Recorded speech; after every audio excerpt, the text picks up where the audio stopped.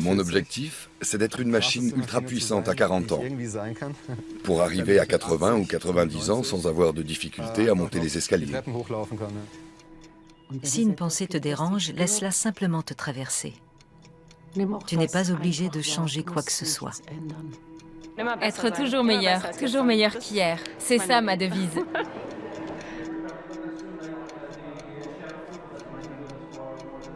On peut très bien avoir un diplôme, un travail, etc. Mais en fait, c'est la vie qui nous demande toujours de s'améliorer et de s'enrichir au quotidien. Allez, 5. Allez, ne lâche pas. 9.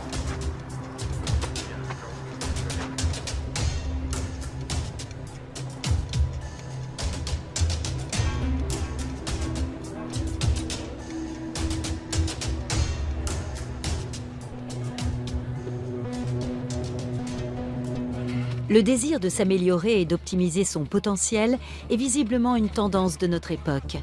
Que ce soit dans le sport, dans l'alimentation, le travail ou l'éducation des enfants, tout est mesuré, chiffré et comparé.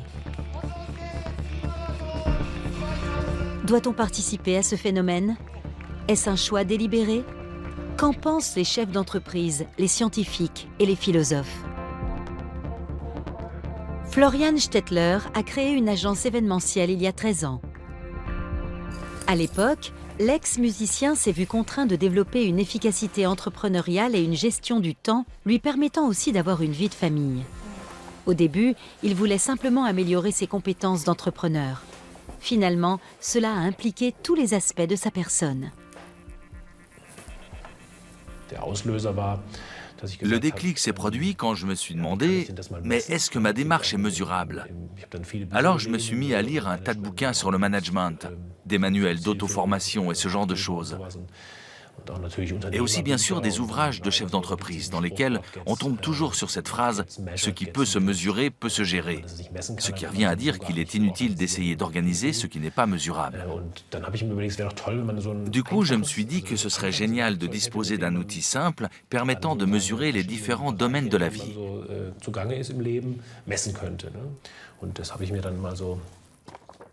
Et j'ai commencé à noter tout ça. Au milieu, moi, Stettler, et bien sûr, la famille et les amis qui forment un domaine essentiel, à savoir le domaine de la vie privée. En deuxième position, ma vie professionnelle, évidemment très importante. Ensuite, la santé, une préoccupation majeure quand on est travailleur indépendant, parce que c'est un vrai souci. Que se passerait-il, par exemple, si j'avais une hernie discale? Voilà, ça permet déjà d'établir certaines priorités. Le dernier domaine est aussi le plus original, puisqu'on aurait tendance à l'oublier, c'est moi. À partir de là, j'ai créé un tableau qui mesure les objectifs que je me suis fixés. Dans la rubrique anglais, une langue que j'ai décidé d'apprendre, c'est très net. Je me suis fixé 60 minutes d'anglais par jour sous une forme ou une autre, et j'ai totalisé 60,2 minutes, ce qui fait un total arrondi de 100%. Ensuite, il y a la rubrique bonne discussion, c'est-à-dire l'échange enrichissant avec les autres. J'ai constaté que j'y tenais beaucoup et que ça me faisait avancer. Là aussi, j'ai largement dépassé mes exigences, puisque le résultat est de 186%. L'outil de base qui participe à la gestion de ma vie, c'est cette invention géniale. Ces petits papiers collants qui se décollent facilement, qu'on appelle post-it ou papillons adhésifs. C'est exactement le format qui convient pour noter tout ce qu'on fait au quotidien. Donc, j'y écris par exemple mon cockpit et la date, le 3/04. Et je commence à le remplir. Ce matin, j'ai couru jusqu'à l'agence, donc 30 minutes d'endurance. Ensuite, je sais que j'irai faire de la musculation ce soir pendant, disons, 60 minutes. Demain matin, j'aurai ça sous les yeux. Et je commencerai ma journée avec un rituel quotidien qui consiste à inventorier ce que j'ai fait la veille. Je fais ça de manière très consciente. Je crois que j'ai besoin de cette autosurveillance, de voir comment j'évolue. Le développement personnel est un sujet qui me passionne. Et quand on développe une perception plus lucide de soi-même, on évite d'être guidé par ses seules pulsions ou par le hasard. Mais c'est une question de caractère. En ce qui me concerne, je suis à peu près certain que mes parents m'ont transmis le gène du fonctionnaire. Mon père a toujours tout classé, rangé et collectionné, et je faisais pareil tout petit déjà. Voici le livre de chevet de tous ceux qui cherchent à optimiser leur potentiel. La semaine de 4 heures, et non pas de 4 jours, de Tim Ferriss. Un livre conçu en lui-même comme un exercice d'optimisation de soi. L'auteur en a même optimisé le titre, puisqu'il a simulé ses ventes sur Internet pour choisir le titre le plus accrocheur. C'est très américain, très masculin, très prenons les choses en main et changeons le monde. Quand on lit 5-6 livres de ce genre, on tombe toujours sur les mêmes concepts fondamentaux concernant la réalisation d'objectifs et ce genre de choses. Je les ai soigneusement soulignés ou marqués dans la marge. Et une fois que j'avais fini, j'ai tout recopié et obtenu une 20aine de pages se rapportant à chacune de mes lignes directrices. J'ai en quelque sorte compilé les grandes vérités énoncées dans ces livres. Les multiples publications allant du guide de la création d'entreprise au manuel de psychologie ont le vent en poupe. Pour quelles raisons? Quelles sont les solutions proposées dans ces livres? La sociologue Greta Wagner de l'Institut de recherche sociale de Francfort étudie le phénomène du burn-out et les stratégies d'optimisation de soi. Le coach de vos sentiments, la gestion des sentiments, la réussite par les émotions. La réussite n'est pas une bagatelle. Le propos de tous ces ouvrages est évidemment toujours la réussite professionnelle. Mais les moyens d'y parvenir ne sont plus forcément les mêmes qu'il y a 30 ans. La persévérance, la rigueur et une ponctualité sans faille ont cédé la place au développement de sa vie intérieure, à l'expérience et à l'expression de ses propres émotions, à une attitude motivée et enthousiaste et à la pensée positive. Ce livre, par exemple, « Garder la santé tout en étant multitâche » reflète bien les conditions de travail actuelles, qui reposent sur des exigences évolutives et des modalités qui changent tous les jours. Ces conditions sont évidemment liées à la flexibilité de l'emploi et à la numérisation. On est sans cesse confronté à de nouveaux défis tout en subissant une précarité sociale assez forte puisqu'on est souvent employé en CDD. Si bien que les cas de burn-out ont considérablement augmenté ces dernières années. Et ces manuels vous proposent de trouver comment changer votre moi profond, votre perception des choses, votre vie affective et votre subjectivité, pour que vous soyez mieux adapté aux exigences actuelles du monde du travail. Les entreprises ont de plus en plus recours à des coachs, des formateurs, pour aider leurs salariés à mettre leurs émotions au diapason de la réussite. Depuis quelques années, l'éditeur international de logiciels SAP, dont le siège est à Walldorf en Allemagne, propose des ateliers de pleine conscience. Placez toute votre attention sur votre respiration. Lâchez tout ce qui était avant et tout ce qui viendra après. Soyez pleinement dans le moment présent.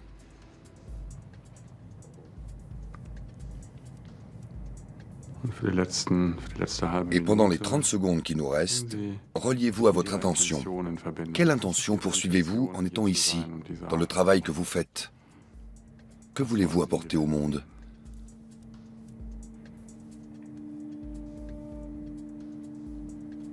L'entreprise SAP fait appel à un coach spécialisé dans la pratique de la méditation de pleine conscience.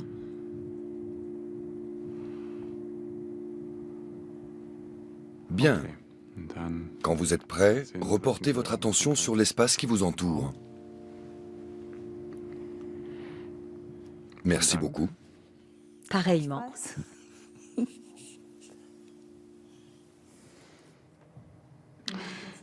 Oui, ça opère. Les neurosciences ont démontré que cette petite minute d'introspection modifiait quelque chose dans le corps et que ce changement nous rendait plus créatifs et nous permettait d'être plus en accord avec nous-mêmes. Ça fait du bien aux individus et à l'entreprise. C'est un bel exemple de modèle gagnant-gagnant.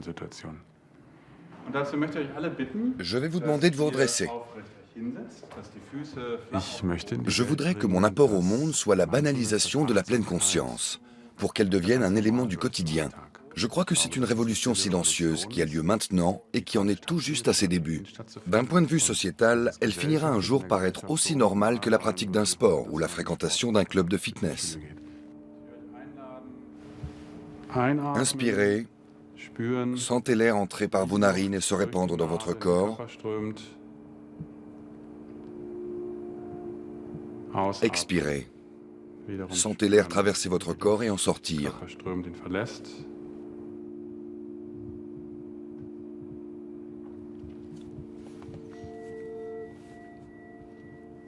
Excellente compétence de direction. Il s'avère en effet que les personnes pourvues d'une grande intelligence émotionnelle ont un comportement de leadership nettement plus efficace. En fait, cet entraînement consiste à renforcer 3 domaines clés. Premièrement, la productivité personnelle. Deuxièmement, la compétence de direction. Et troisièmement, le bien-être et le sentiment de bonheur personnel. La réponse que nous donnons à cela est l'intelligence émotionnelle. Le développement de l'intelligence émotionnelle est l'aptitude à observer ses sentiments et ses émotions propres, ainsi que les sentiments et les émotions d'autrui, à les différencier et à se laisser guider dans ses pensées et ses actes par les informations qu'engendre une telle attitude. Jusqu'ici, 6000 employés ont bénéficié de cette formation à travers le monde. Des milliers d'autres seraient sur liste d'attente. Quels sont les espoirs du DRH à l'égard de cette campagne de pleine conscience menée par SAP ? Le paradis pour un chef du personnel, ce serait une entreprise où chaque collaboratrice et collaborateur ferait exactement le travail qui correspond à ses points forts, tout en restant capable de mobiliser tout son potentiel. Ce serait le but ultime. On ne l'atteindra pas, mais c'est la voie à suivre.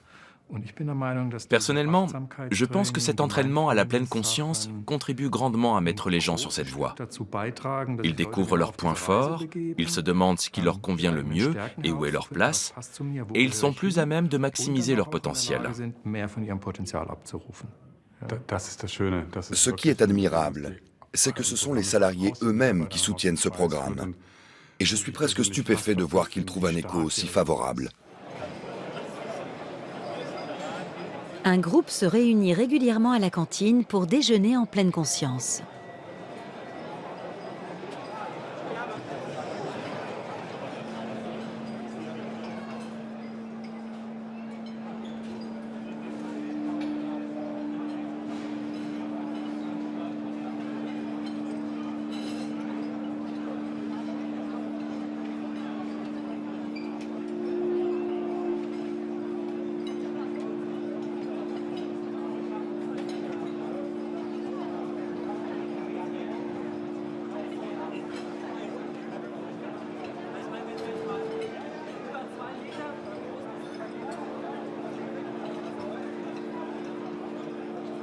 Apparemment, méditation et pleine conscience sont des techniques permettant de mieux gérer le stress et l'obligation de rendement, de s'affirmer plus facilement dans une société de compétition. L'époque des structures bien nettes sur lesquelles on pouvait s'appuyer touche à sa fin. Les limites entre travailleurs indépendants et salariés sont de plus en plus floues si on observe ce qui se passe à l'échelle mondiale. Ce n'est pas encore flagrant en Allemagne, mais ça l'est déjà dans d'autres pays. Les structures imposées de l'extérieur ne cessent d'être brisées. Il est d'autant plus important pour moi en tant qu'individu de construire des choses différentes qui m'apportent la sécurité. Une sécurité que je peux trouver par exemple dans la pratique de la pleine conscience. Le fait d'être conscient de moi-même m'apporte non pas une stabilité imposée de l'extérieur, mais une stabilité intérieure. En ce sens, ce phénomène me paraît d'une très grande modernité et parfaitement en phase avec notre époque, car les structures vont peu à peu se déliter partout.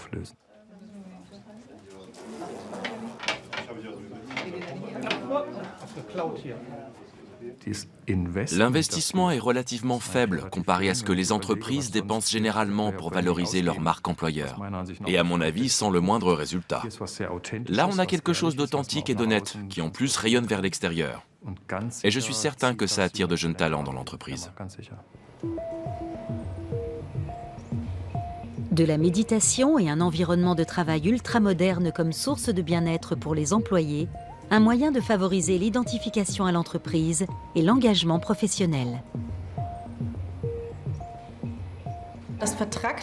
L'aspect insidieux de l'optimisation de soi, c'est qu'on pense qu'elle est le fruit de notre libre arbitre et de notre épanouissement personnel, puisqu'on se plie à toutes ces pratiques d'optimisation de son plein gré. On ne le fait pas dans l'espoir de se conformer à des normes préétablies, mais pour suivre ses propres désirs et en ressortir plus heureux et plus accompli. Mais l'optimisation de soi s'amalgame de façon tout à fait insidieuse aux nouvelles exigences sociétales que sont l'autonomisation, la perception de ses propres forces et l'exploration de ses talents, dans l'optique de mettre tout ça à profit. Alors quand on échoue face à toutes ces exigences de l'optimisation de soi, on éprouve un sentiment de honte. On ne se met pas en colère contre son chef, on a simplement échoué. Si mon cadre professionnel est taillé à ma mesure et si mes conditions de travail sont parfaites, je dois à mon tour être parfait. Et si je ne le suis pas, c'est de ma faute. Le siège du groupe Adidas en Bavière, une architecture audacieuse qui rappelle une galerie commerciale dernier cri ou le campus d'une université d'élite. Une impression renforcée par l'âge moyen des employés, 28 ans. Adidas s'est inspiré de Google et consorts. La DRH Aki Ben Ezra travaille à la mise en œuvre de cette modernisation du cadre de travail. Les 3 C prévalent aussi chez nous, à savoir créativité, confiance et collaboration. Ces 3 attitudes sont profondément ancrées dans notre culture, mais elles sont aussi réclamées par nos collaborateurs pour mener à bien notre stratégie. Nous avons surtout voulu instituer une dynamique collaborative et créative dans les espaces où nos employés travaillent ensemble.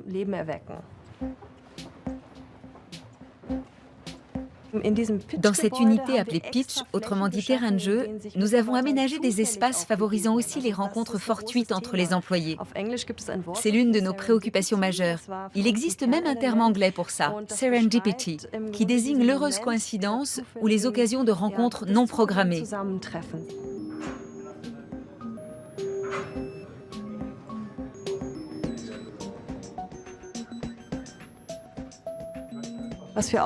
Nous constatons aussi que le monde du travail est en pleine mutation.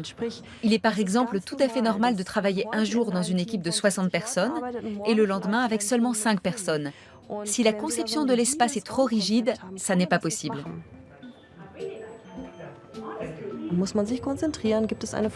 S'il faut se concentrer, on dispose d'un box isolé. S'il faut travailler en commun, il y a des espaces de coworking. Ces différentes options caractérisent le salarié d'aujourd'hui. Il veut pouvoir choisir comment, où et quand il travaille. Mais cette liberté de choisir est aussi source de stress, puisqu'elle implique une organisation autonome. De plus, la distinction entre temps de travail et temps libre est souvent difficile dans une ambiance a priori idéale. De nos jours, on chasse les talents sur un marché mondial. Nos concurrents ne sont pas uniquement dans le secteur du sport. Ce sont aussi les grands groupes mondiaux comme Amazon ou Volkswagen qui nous font concurrence au niveau du recrutement de nouveaux talents. Alors l'environnement de travail et la culture d'entreprise sont des facteurs essentiels pour se démarquer.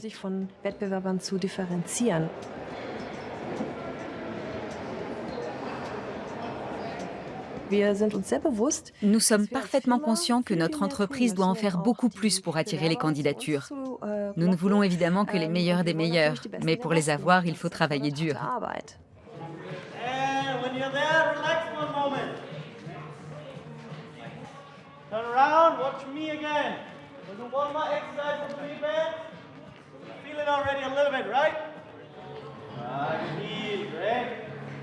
Seuls les meilleurs des meilleurs ont une chance d'être embauchés. Mais qui fixe les critères de sélection? Quels sont les prérequis pour faire partie des élus?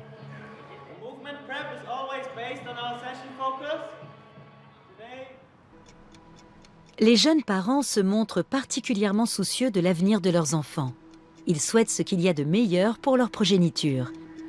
En devenant père, Markus Sarstedt a pu observer à quel point l'injonction à l'optimisation avait d'ores et déjà envahi la sphère familiale. Le professeur d'économie d'entreprise a analysé le comportement de jeunes parents à l'aide de techniques de marketing.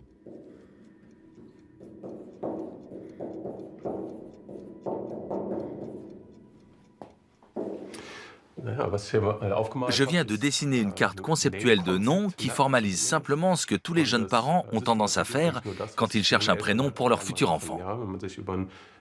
Ça entraîne bien sûr des associations d'idées et on se demande si tel ou tel prénom a une connotation positive ou négative, s'il sonne bien avec le nom de famille et un éventuel titre universitaire à l'âge adulte. C'est exactement la démarche des études de marché. Quand un fabricant alimentaire veut lancer une nouvelle margarine, il se pose évidemment la question du nom qu'il va lui donner.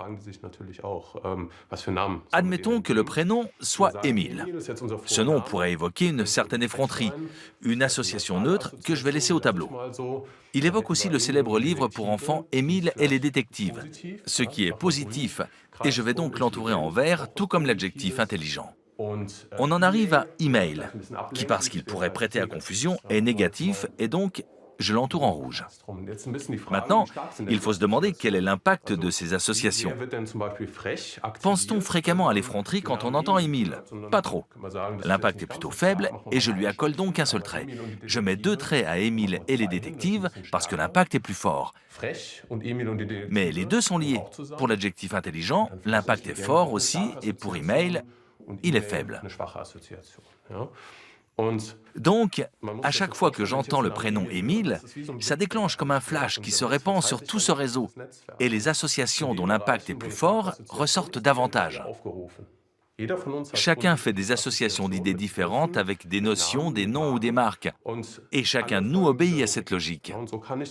Des parents peuvent donc théoriquement choisir le prénom idéal en tenant compte des associations d'idées que font leurs amis ou d'autres parties prenantes.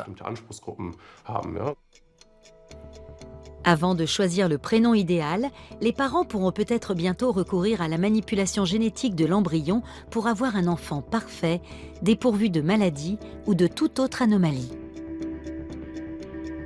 Des parents parfaits qui veulent ce qu'il y a de meilleur pour leur enfant, dans tous les domaines.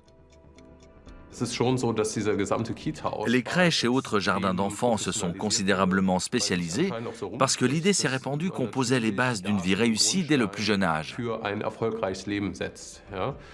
Mais les exigences sont évidemment très variées. Certains parents veulent un jardin d'enfants tout près de chez eux. D'autres tiennent à ce que leur enfant apprenne l'anglais ou le piano, ou encore qu'il pratique la natation. Et ils se mettent bien sûr à examiner l'offre des jardins d'enfants à la loupe. On observe surtout ce phénomène dans les familles des classes moyennes supérieures et élevées.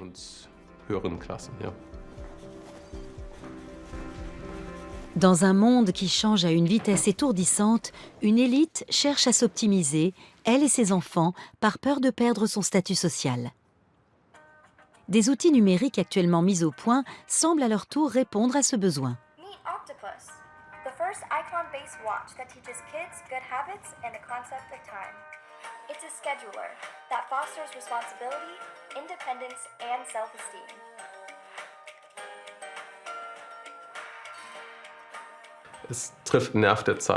Ce produit est parfaitement dans l'air du temps puisque les parents apprécient tout ce qui peut leur faciliter la vie. L'éducation des enfants est un défi quotidien et toute aide est la bienvenue. Grâce à cet outil, l'apprentissage de la responsabilité et de la routine quotidienne est en partie sous-traité par un appareil électronique. Nous souhaitons évidemment tous que notre quotidien se déroule sans accroc. Mais quand il nous revient de le gérer nous-mêmes, nous nous heurtons souvent à nos limites. Bien sûr, les enfants ne font pas ce qu'on leur dit, et c'est tant mieux, parce que dans le fond, ce n'est pas ce qu'on veut. On voudrait éduquer ces enfants à devenir des personnes autonomes ayant leur propre opinion. Mais en même temps, on voudrait qu'ils obéissent pour ne pas être perturbés dans notre propre fonctionnement.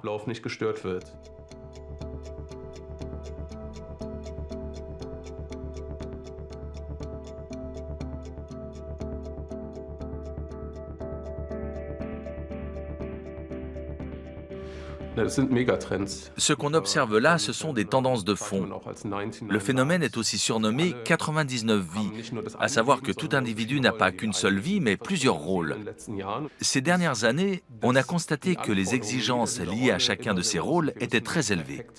Il faut être un père parfait, il faut parfaitement fonctionner au travail, notre engagement au niveau associatif doit être exemplaire, et si on va faire un footing, il faut porter les chaussures adaptées. C'est un peu une dynamique d'escalade. En réalité, ce phénomène vient du monde du travail. Ce n'est que la transposition de l'obligation de rendement. On en est arrivé là pour différentes raisons. L'industrie n'y est pas pour rien, les médias non plus, mais il faut reconnaître que nous acceptons de nous laisser faire, que nous nous plions de notre plein gré à ces exigences dans tous les domaines. Un comportement que nous adoptons parce que nous n'aurions pas le choix ou parce qu'une vie sans stress nous paraîtrait insipide? Serions-nous devenus dépendants aux poussées d'adrénaline et aux plaisirs toujours renouvelés? Pour le romancier et philosophe Tristan Garcia, l'intensité est un diktat de notre époque. Peu importe ce que tu fais, pourvu que tu le fasses intensément. L'accélération hyperbolique de l'intensité d'une activité, elle est infinie, il n'y a pas de limite. Mais elle est exigée d'un corps, d'un individu, qui lui, par définition, est fini. Il est mortel, il a une physiologie, il a des besoins. Et l'affrontement entre un corps fini et une exigence d'intensification infinie produit évidemment fréquemment des effets de rupture qui sont connus, dépression, burn-out, effondrement. Coup d'envoi du Global Challenge à Zurich. De plus en plus d'individus souffrent de stress et d'épuisement. En réaction, les entreprises inscrivent leurs salariés à des concours de fitness. Près de 45 000 équipes issues de 865 entreprises sont sur la ligne de départ de ce défi mondial. Le géant de l'emballage Amcor y participe avec 21 équipes. Pendant plus de 3 mois, les participants vont compter le nombre de leurs pas, perdre du poids ou encore améliorer la qualité de leur sommeil. Ce challenge est organisé par Virgin Pools, un institut qui s'est proclamé promoteur de la santé des employés. Amcor prend soin de ses employés. Leur sécurité est notre priorité, mais également leur bien-être. C'est l'occasion pour les employés d'Amcor, pour vous tous, de vous rapprocher et de faire quelque chose de bien pour vous-même. Mais pas trop de compétition. Il s'agit de penser à soi et de parcourir 800 km. 10 000 pas par jour, c'est déjà un défi. Être plus actif et perdre un peu de poids, ça ne me ferait pas de mal. Mais ça doit rester amusant. C'est un peu bête, mais j'aimerais être plus active pour ne pas avoir à arrêter de fumer, parce que j'adore ça. J'aimerais trouver un juste milieu. Je ne bouge pas beaucoup durant la journée.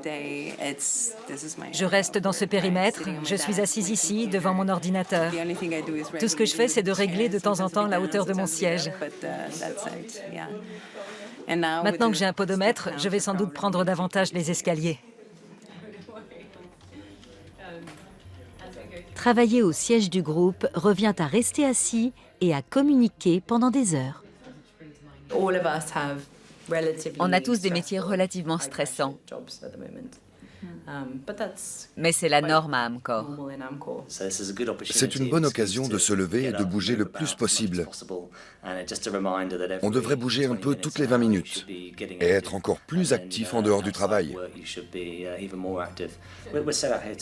On est là pour gagner, pas pour arriver deuxième. Tout à fait d'accord. L'équipe enregistre les données de sa nouvelle hygiène de vie dans une application qui évalue les progrès en termes d'âge cardiaque et de PMV, autrement dit, de points de mode de vie. Mon score de mode de vie, je ne sais pas. 434 sur 1000. Parce que je ne dors pas suffisamment et que je bois un peu d'alcool. Mais ça va s'arranger, c'est certain. Comme j'ai changé quelques petites choses, l'âge de mon cœur est redescendu à 27 ans. C'est à peine plus que mon âge réel. Mais pour l'instant, je suis à 255 sur 1000. Visiblement, je fume et je bois trop, et je ne dors pas assez.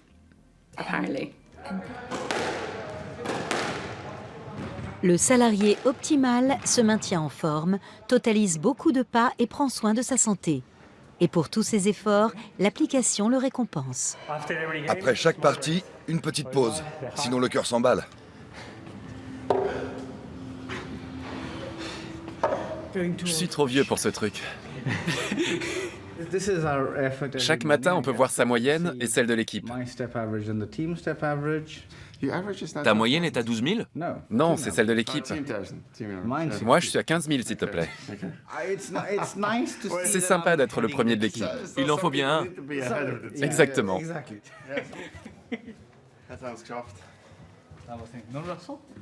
No, he's calling in. So I told him we will call him when we need. Okay. J'ai déjà perdu 3 kilos, mais je pars 2 semaines en vacances aux États-Unis et je risque de les reprendre rapidement. Il faudra que je fasse attention. Si je reviens mince, je serai heureux. Parce que les portions américaines sont comme ça. Et j'aime mes steaks, mes côtelettes et mon bacon. Fernanda est chasseuse de tête pour Amcor qui recrute dans le monde entier. La jeune femme est constamment en ligne. Ces derniers temps, je suis en déséquilibre. Je suis sous pression au boulot, je me donne à fond. Et quand je rentre, je suis vidée. Mon compagnon cuisine souvent. C'est donc facile pour moi d'avoir de bonnes habitudes alimentaires. Mais je n'ai pas encore atteint mon point d'équilibre. Mon objectif d'optimisation consiste à le trouver.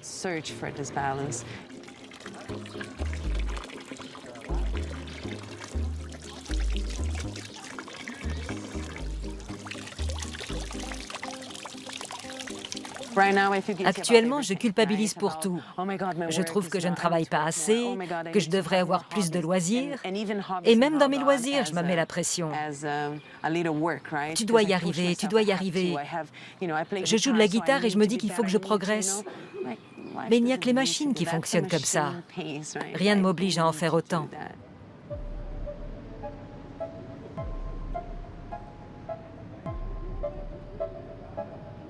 Effie s'est foulé la cheville dans une course à pied. Pour accumuler des pas, elle doit se contenter de marcher dans la cour. C'est énervant pour l'équipe parce qu'on est en 2e position à Amcor. On a l'esprit de compétition. On veut vraiment gagner.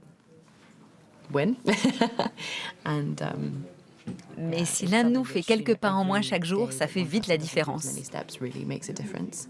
Je suis triste de pénaliser mon équipe. Tout compris? Oui. Tout compris, je suis à 1,6 million. Tout le monde a pris ce défi au sérieux. L'esprit de compétition et de concurrence, doublé de la peur de l'échec, se sont transposés aux activités du temps libre. Mais les concours en équipe permettent aussi de renforcer la cohésion et l'esprit communautaire d'un groupe. 20 000 de plus? Aucune chance. Cela justifie-t-il pour autant la mise en œuvre d'un concours officiel? Ou s'agit-il finalement de pousser les employés à donner le meilleur d'eux-mêmes pour l'entreprise, qu'ils le veuillent ou non? Le vainqueur. Le désir de s'améliorer et de gagner est-il inhérent à l'être humain? Le philosophe autrichien Konrad Paul Liessmann s'est intéressé à la notion d'homme parfait. Toute une série d'idées sur la gymnastique, l'exercice physique et le soin du corps, mises en parallèle avec l'amélioration de ses capacités intellectuelles et psychiques, remontent à l'Antiquité. Les stratégies d'optimisation pouvaient aussi être d'ordre religieux. Un chrétien devait évidemment devenir un bon chrétien. C'est-à-dire qu'on se demandait comment dois-je conduire ma vie pour plaire à Dieu. Ça aussi, ce sont des stratégies d'amélioration qui pouvaient d'ailleurs conduire à des pratiques très proches de techniques modernes, telles que par exemple la pratique de l'introspection. De nos jours, ces stratégies visent à perfectionner nos performances psychiques et physiques.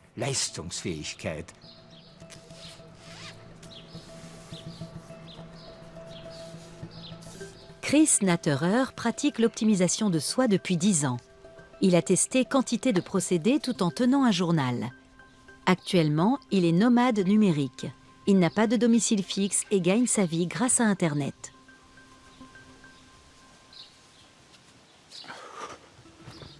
Voilà les affaires que j'ai entreposées ici. Mes journaux, ou plus exactement mes livres de bord, dans lesquels j'ai pris des notes. Là, c'est une lampe à ultraviolet, très utile en hiver pour remonter le moral. On en trouve sur Internet entre 50 et 150 €. Ça émet simplement une lumière bleue et le principe consiste à la poser sur son bureau le matin et à s'y exposer pendant une demi-heure tout en travaillant sur son ordinateur.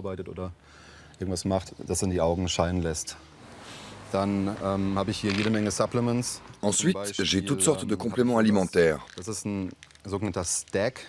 comme ce complexe composé de forskolines et d'extrait d'artichaut.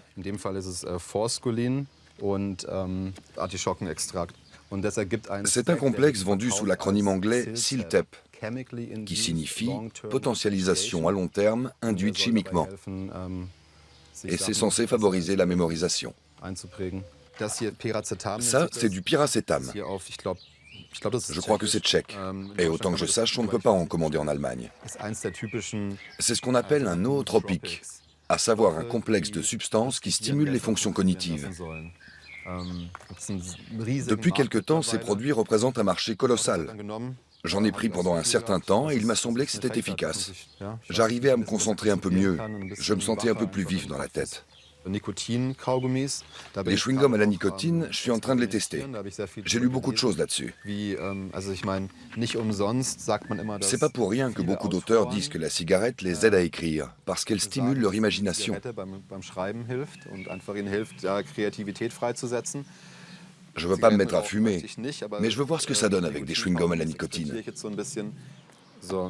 Voilà. Ensuite, ça c'est du Pheniboot, aussi appelé phényl-GABA, qui fait également partie des nootropiques. Il existe un tas de forums où les gens échangent leurs expériences avec ces produits. Et le Pheniboot est censé inhiber l'anxiété sociale. Il semblerait que les personnes qui appréhendent d'être confrontées à un groupe se sentent nettement mieux quand ils en prennent 2 comprimés.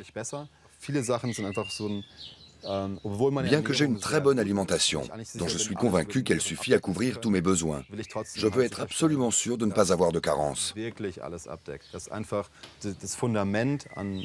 tiens simplement à ce que ce socle de micronutriments soit solide pour ne manquer de rien.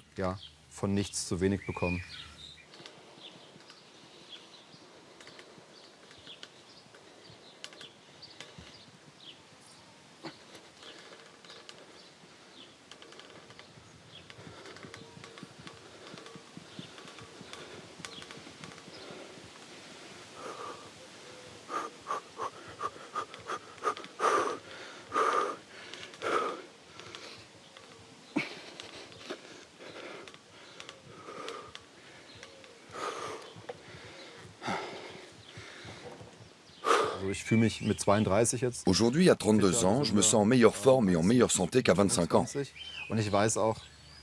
À vrai dire, je suis convaincu que toutes ces maladies dégénératives dont souffrent beaucoup de gens, comme le diabète ou Alzheimer, ou encore certaines maladies cardiovasculaires, ne me toucheront pas.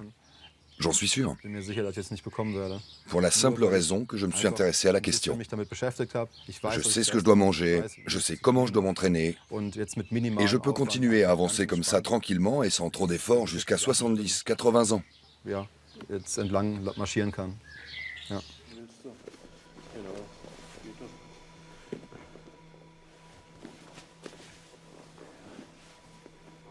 Chris pratique les arts martiaux depuis son enfance et cela fait quelques années qu'il expérimente les stimulants cognitifs tels que les nootropiques.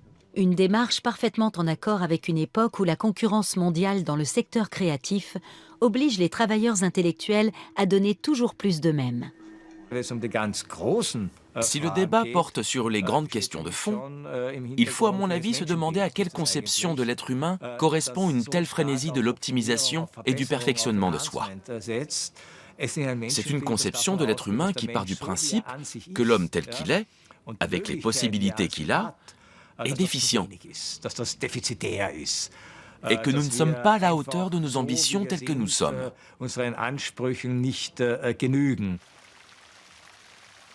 Christoph Nissen étudie une forme particulière d'optimisation de soi. Le psychologue veut aider des malades à améliorer leur mémoire en dormant. Un domaine ultra sensible. Bonjour. Bonjour. Merci de votre participation. De rien. On vous a tout expliqué? Oui, absolument. Les procédés permettant d'atténuer la souffrance pourraient faire l'objet d'un usage abusif de la part d'individus en bonne santé en quête d'optimisation. Si vous avez des questions ou des craintes, on en discute ensemble sans problème. On commence? Oui, On continue? oui. Si vous avez des questions, n'hésitez surtout pas à vous exprimer, même pendant l'enregistrement.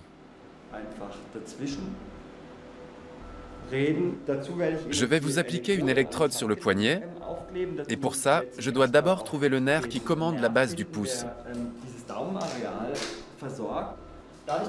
Comme il s'agit d'un processus d'apprentissage, il est important que vous restiez concentré sur votre main pendant toute la durée du test. Cette expérience vise à suivre les circuits cérébraux de la mémoire sur la durée, pour voir comment ils évoluent après des phases de sommeil. Nous examinons des sujets placés en laboratoire du sommeil et comparons les résultats avec les données obtenues pendant l'état de veille. Nos neurones échangent des décharges électriques toute la journée. Et on cherche à savoir comment le cerveau parvient à reconnaître des informations pertinentes et importantes pour les encoder dans notre système nerveux et les inscrire dans notre cerveau sous forme de circuits de la mémoire. L'un des principes de base est que le cerveau repère l'activité des neurones qui interagissent. Quand deux neurones émettent un signal électrique simultanément et de manière répétée, ils se connectent plus fortement ensemble et le cerveau aménage alors un nouveau circuit de la mémoire.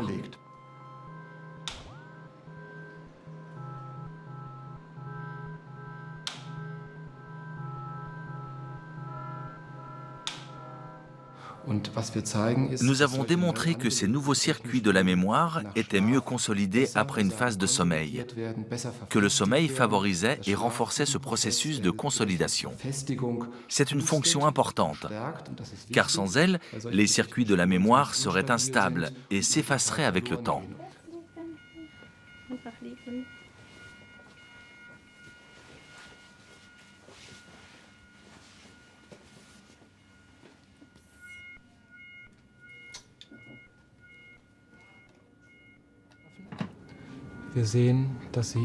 On peut voir qu'elle est dans une phase de sommeil profond, caractérisée par des ondes cérébrales lentes.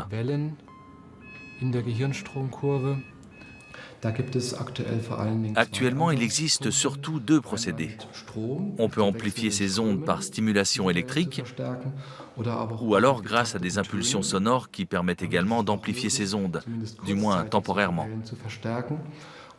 Ce type d'intervention pendant le sommeil peut effectivement contribuer, par exemple, à mieux mémoriser des paires de mots, mieux qu'on ne le ferait après une phase de sommeil naturel.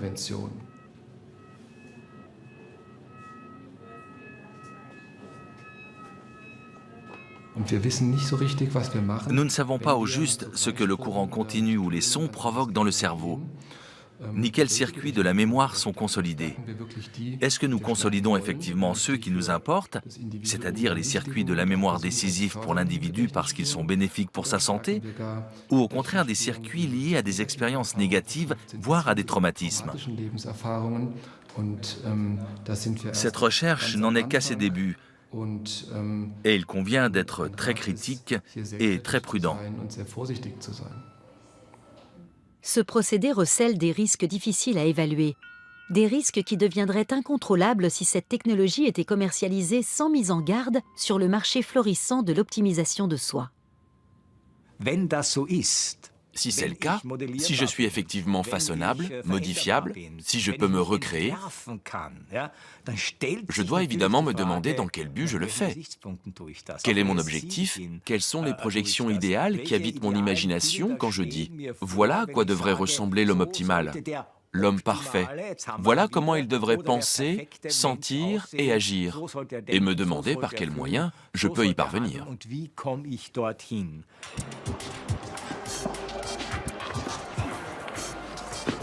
Début de journée à Freeletics, un fournisseur d'applications numériques axé sur le coaching sportif et nutritionnel, dont le siège est à Munich.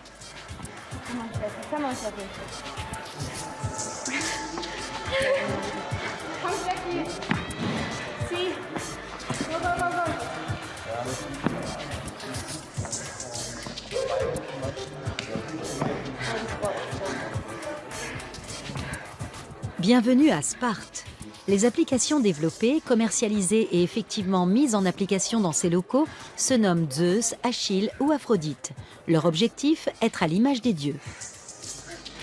La start-up Freeletics aurait-elle anticipé la vague fitness qui a déferlé sur l'Europe il y a 5 ans en provenance des États-Unis ?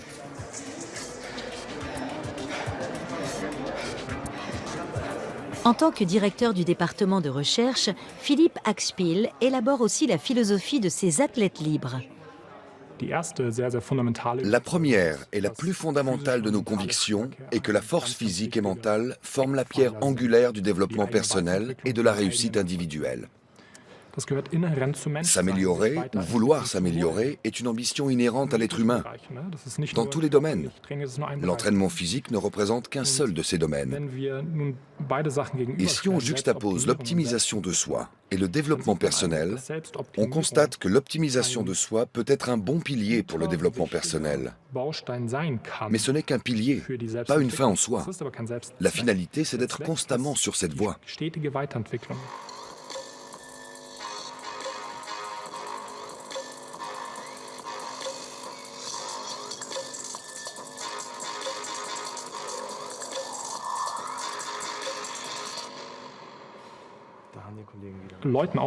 Montrer aux gens qu'ils détiennent, premièrement, ce grand potentiel entre leurs mains. Deuxièmement, qu'ils en détiennent seuls la responsabilité. Et troisièmement, qu'ils peuvent travailler là-dessus et réussir pas à pas à déployer ce potentiel. Voilà les 3 grands axes de notre démarche. Dans ce clip, il s'agit aussi de faire un peu rêver, de montrer des modèles pour donner envie, grâce à de beaux sites, de la musique et des performances parfaitement exécutées. Où est-ce que ce voyage peut nous conduire? Pour y répondre, on propose des images modèles.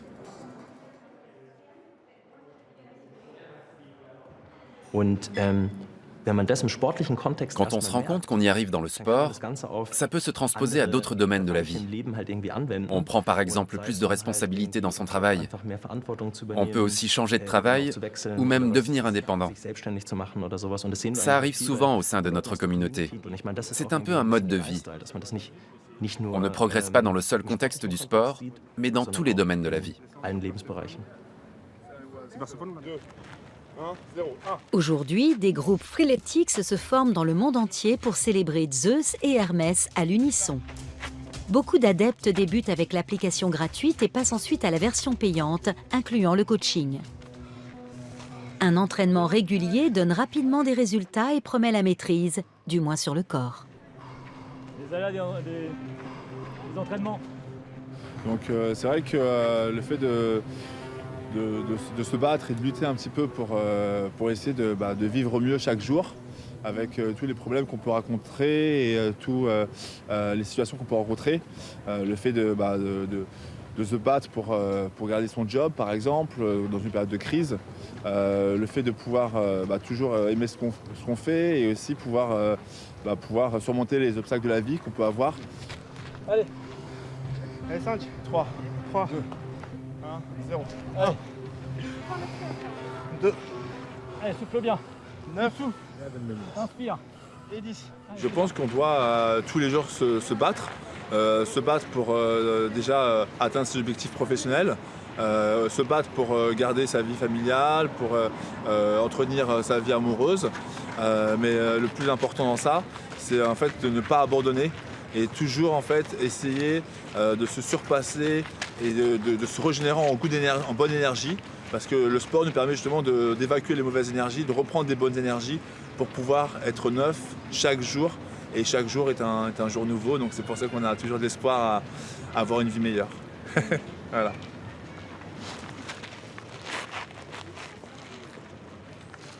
Confronté au sentiment d'impuissance que nous inspire un monde devenu trop complexe, il est probable que la seule chose qui reste à notre portée soit le modelage de notre corps.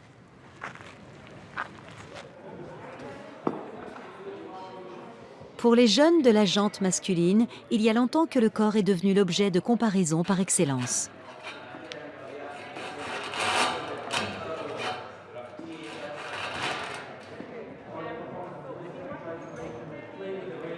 Les femmes connaissent bien le phénomène. À Freeletics, les traditionnelles photos avant-après sont complétées d'une vidéo d'une franchise presque humiliante, comme en témoigne celle d'Ellie Hughes, une employée de l'entreprise.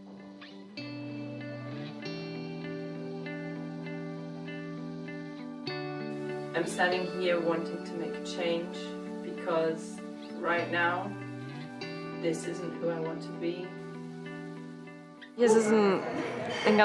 Ça met vraiment mal à l'aise d'être face à la caméra et de raconter en toute sincérité comment on se sent. Parce que tout n'est évidemment pas positif. On se montre sous un angle pas très flatteur et on sait que son entourage et ses amis vont voir tout ça. J'avoue que ça n'est pas très agréable.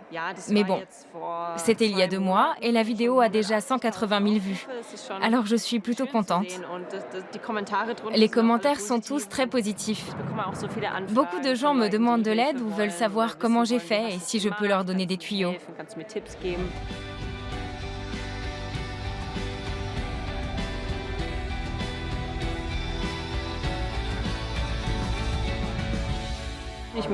Je veux tirer le meilleur de moi-même et de tout ce que je vis.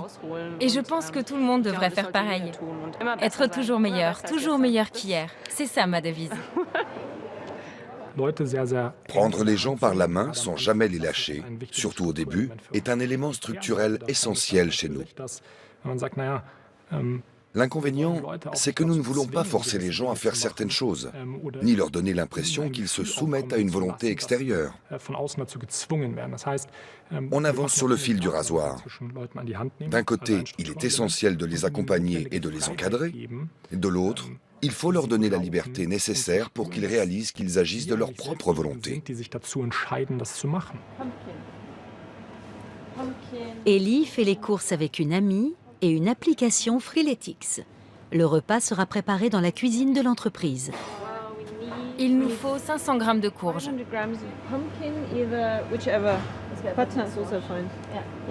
Ça c'est bon?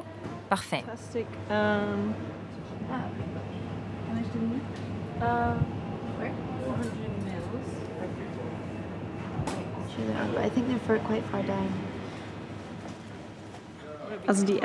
Cette application, c'est comme un nutritionniste qu'on a dans la poche. C'est une appli sur mesure. Je rentre mes données personnelles, donc homme ou femme, mon poids et mes objectifs. Et plus je travaille avec ce coach virtuel, plus il me connaît. Il voit aussi si je prends ou si je perds du poids. Il sait quand je fais du sport et me donne régulièrement un plan alimentaire adapté à mes besoins. Il sait si mon alimentation quotidienne couvre mes besoins en glucides, en protéines et tout le reste. Et je n'ai plus à m'occuper de rien. Le coach a tout sous contrôle.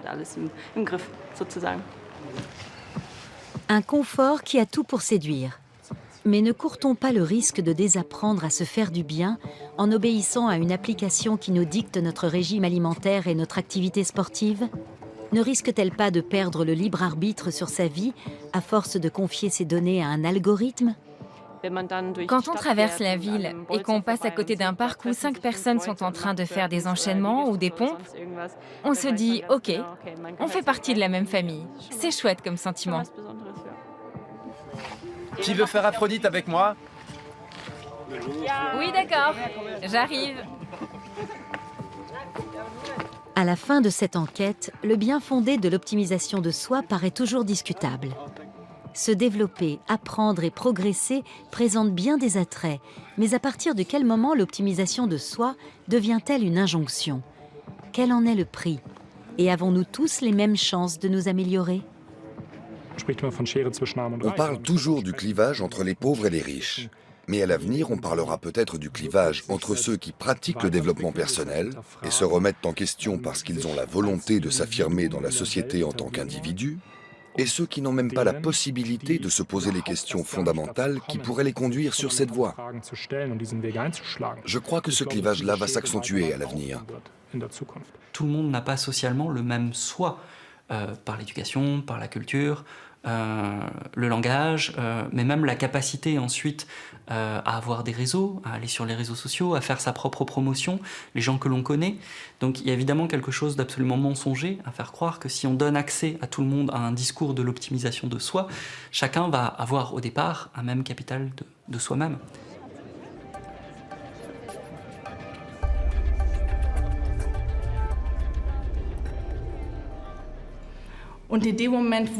Dès lors que je vis dans un ordre social qui m'inculque que je ne peux compter que sur moi-même, j'ai évidemment intérêt à développer ce moi et à exploiter mon propre potentiel de la manière la plus optimale possible.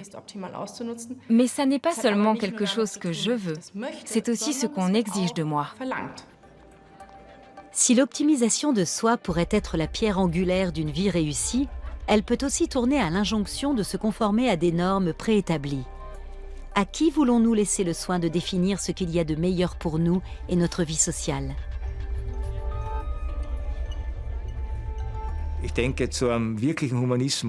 Je pense qu'un véritable humanisme repose aussi sur la prise de conscience et l'acceptation de nos limites et de notre imperfection. C'est pourquoi l'idée même d'optimisation de soi implique peut-être que nous ne devons pas être optimisables à l'infini.